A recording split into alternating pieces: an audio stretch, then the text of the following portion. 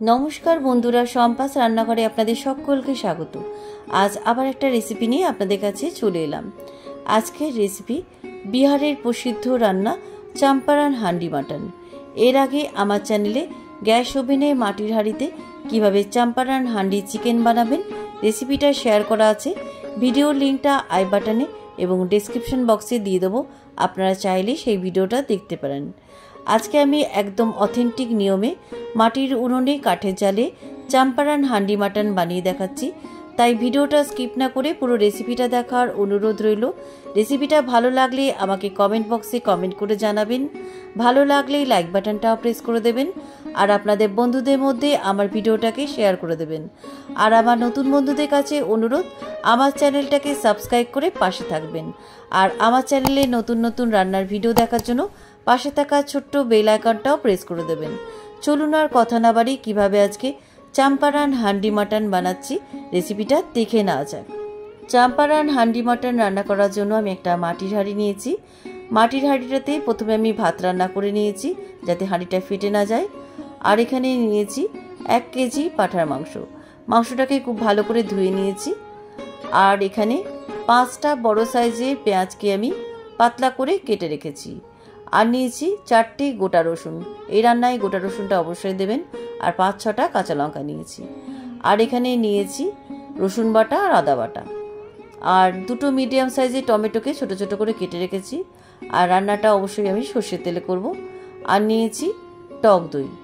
আর কিছু গোটা মশলা নিয়েছি। কি গোটা মশলা নিয়েছি দেখুন: গোটা ধনে, জয়িত্রী ফুল, ছোট এলাচ, একটা বড় এলাচ, অল্প একটু জয়ফল, 2 টুকরো দারচিনি, 5-6টা লবঙ্গ, শুকনো লঙ্কা, গোটা জিরে আর গোটা গোলমরিচ।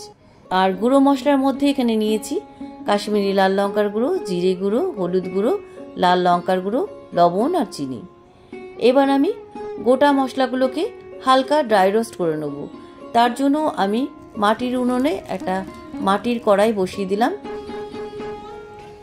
কড়াইটা গরম হয়ে গেছে। এবার কড়াইয়ের মধ্যে আমি গোটা মশলাগুলোকে হালকা ড্রাই রোস্ট করে নিচ্ছি।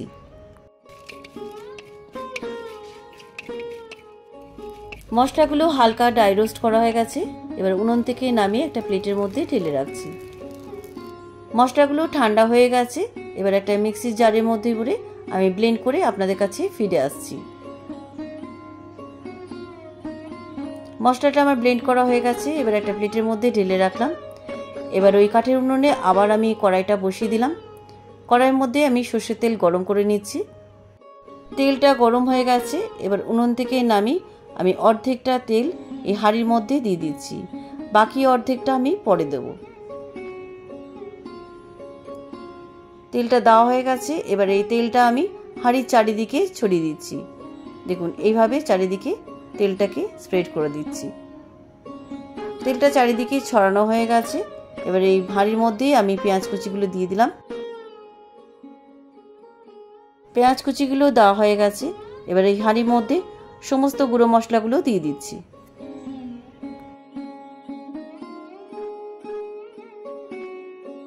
সমস্ত গুঁড়ো মশলাগুলো দেওয়া হয়ে গেছে।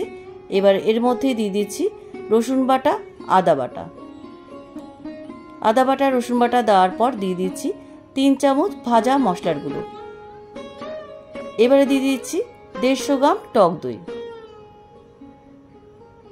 এবারে দিয়ে দিচ্ছি টমেটো কুচি।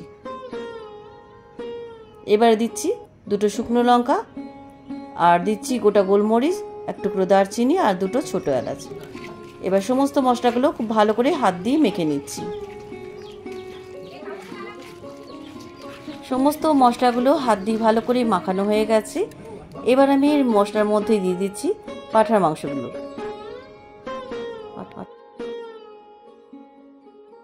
পাঁঠার মাংসগুলো হাঁড়ির মধ্যে দেওয়া হয়ে গেছে। এবার এই হাঁড়ির মধ্যে বাকি গরম সর্ষের তেলটা দিয়ে দিলাম। গোটা রসুনগুলো দিয়ে দিলাম। এবার সমস্ত মশলাগুলো মাংসের মধ্যে ভালো করে মেখে নিচ্ছি।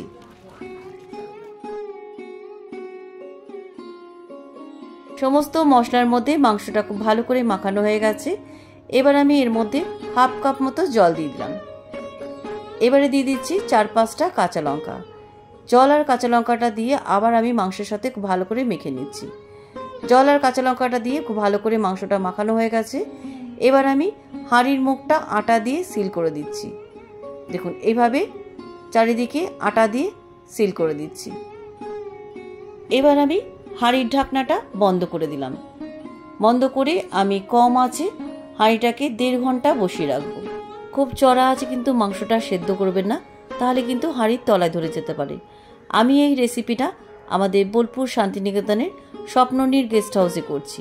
আপনারা যদি স্বপ্ননীর গেস্ট হাউসে আসতে চান, আমি ডেসক্রিপশন বক্সে কন্ট্যাক্ট নাম্বার দিয়ে দেবো, আপনারা কন্ট্যাক্ট করে যোগাযোগ করতে পারেন।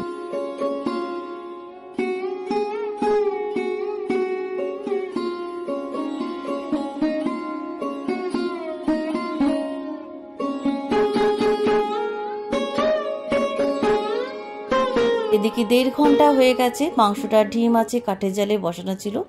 এবার আমি উনুন থেকে নামিয়ে নিচ্ছি। এবার একটা ছুরির সাহায্যে আটা দিয়ে সিল করা হাঁড়ি ঢাকনাটা খুলে নিচ্ছি। দেখুন হাঁড়ি ঢাকনাটা খুলে নিলাম। দারুণ গন্ধ বেরিয়েছে। এবার দেখি মাংসটা সেদ্ধ হয়েছে কিনা। দেখুন মাংসটাও একদম সুসেদ্ধ হয়েছে। কেমন লাগলো আজকের এই চাম্পারান হান্ডি মাটনের রেসিপি? কাঠের জালের ব্যবস্থা না থাকলে আপনারাও বাড়িতে গ্যাস ওভেনে এই একই পদ্ধতিতে একবার হলেও এই রেসিপিটা ট্রাই করে দেখবেন। খুব একটা স্বাদের অদল বদল হবে না। রেসিপিটা কেমন লাগলো আমাকে কমেন্ট বক্সে কমেন্ট করে জানাবেন। ভালো লাগলে লাইক বাটনটাও প্রেস করে দেবেন, আর আপনাদের বন্ধুদের মধ্যে আমার ভিডিওটাকে শেয়ার করে দেবেন। আর আমার নতুন বন্ধুদের কাছে অনুরোধ, আমার চ্যানেলটাকে সাবস্ক্রাইব করে পাশে থাকবেন।